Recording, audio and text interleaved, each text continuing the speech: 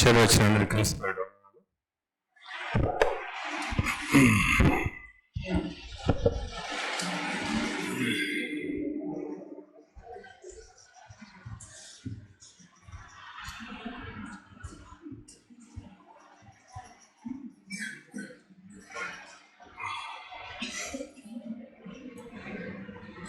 శరీరము, ఆయన రక్తము,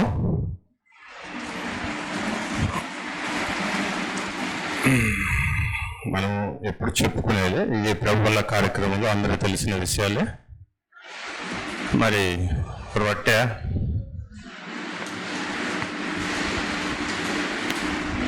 ద్రాక్ష రసము,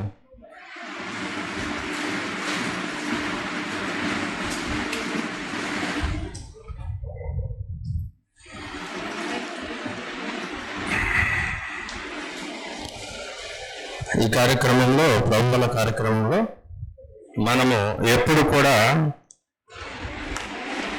ఆరాధన కార్యక్రమంలో ఇది చాలా ప్రాముఖ్యమైన అంశముగా మనం దీనిని పాటిస్తూ వస్తున్నాము. ఇది మనమే కాదు, మనకంటే ముందు మరి ప్రభువుతో జీవించినటువంటి 12 మంది శిష్యులు ఆయన ఏర్పాటులో మనము పస్కాను ఆచరించుటకు మనమందరం ఒక స్థలము కూడుకోవాల్సిందిగా చెప్పినప్పుడు ఇది ఆచరించినటువంటి కార్యక్రమం. మరి ఈ విషయాన్ని మనం ఒకసారి జ్ఞాపకం చేసుకుంటూ 1 కొరింథీ పత్రిక 11వ అధ్యాయము 26వ వచనంలో మీరు ఈ రొట్టెను తిని ఈ పాత్రలోనే త్రాగినప్పుడల్లా ప్రభు వచ్చే వరకు ఆయన మరణమును ప్రచురించెదరు.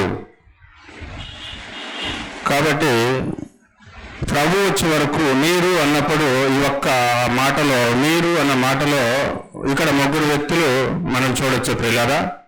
ఆనాటి 12 మంది అపోస్తలులు, మరి ఈనాటి పౌలు గారు చెప్తున్నటువంటి కొరింథీ సంఘ సభ్యులు, ఈనాటి క్రీస్తు సంఘ తిరుపతి సభ్యులు కావచ్చు.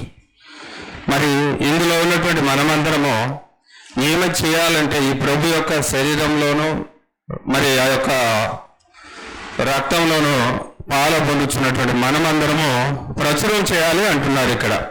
మరి ప్రచురం చేయాలి అంటే ఎవరు ప్రచురం చేయగలరు ఒకసారి ఆలోచిస్తే, ఒకటి ఆయనతో దగ్గర ఉన్న వాళ్ళు ఒకప్పుడు ప్రచురం చేశారు. మనకి 1 యోహాను సువార్త 1వ అధ్యాయము 1-2 వచనాలు చూసినట్లయితే ఆయనను దగ్గరగా ఆయన చెప్పిన మాటలు, ఆయన చూసి వినిన మాటలను ఆయనను దగ్గరుండిగా చూసినట్టుగా చూడండి. ఒకసారి చూస్తాం. 1 యోహాను పత్రిక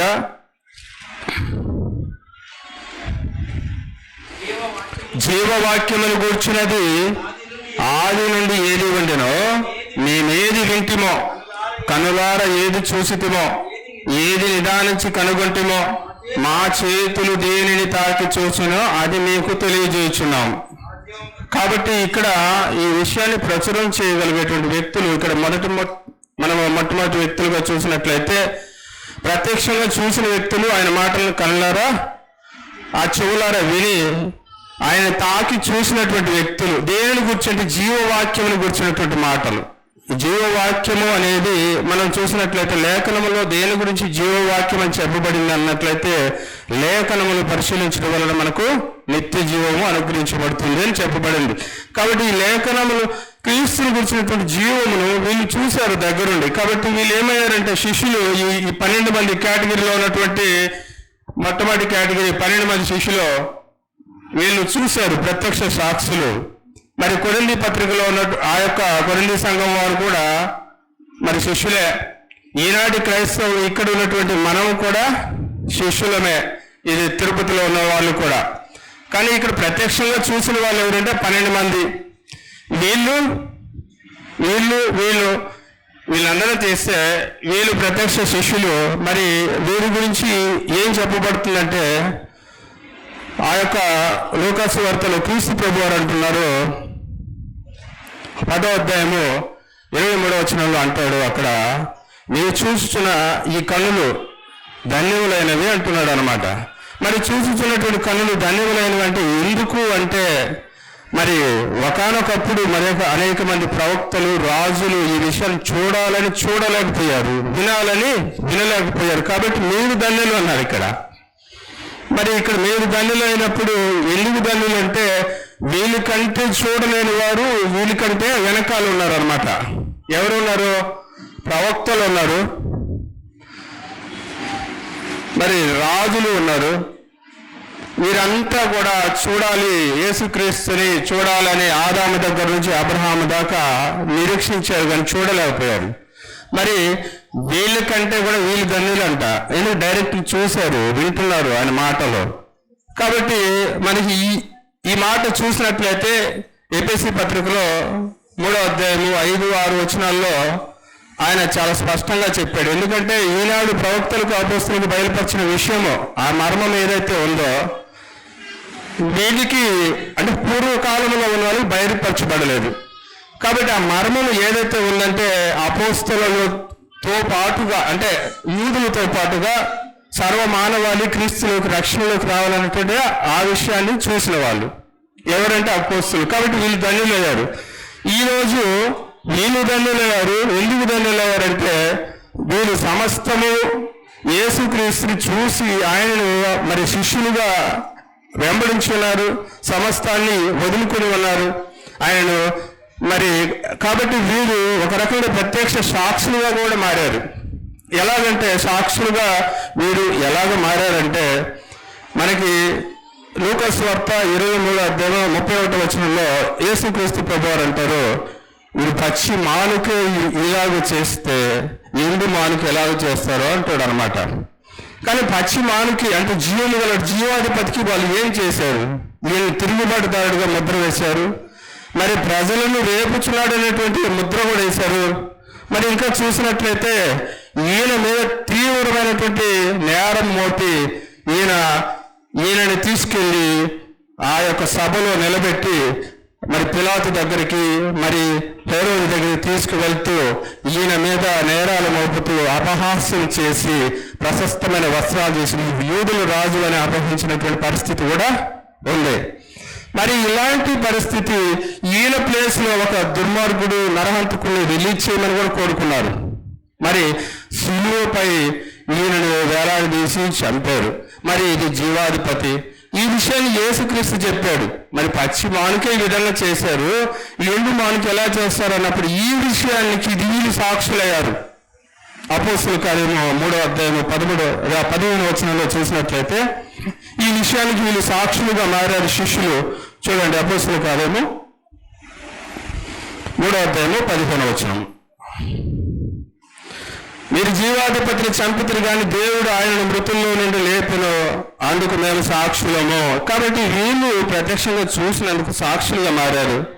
మరి ఇంకొక విషయం ఇక్కడ చెప్తున్నారు. యోహాను సువార్త 20:29వ వచనంలో చూసి నమ్మిన వారి కంటే చూడక నమ్మిన వారు ధన్యులు అనే ఇంకొక కేటగిరీ వచ్చేసారు.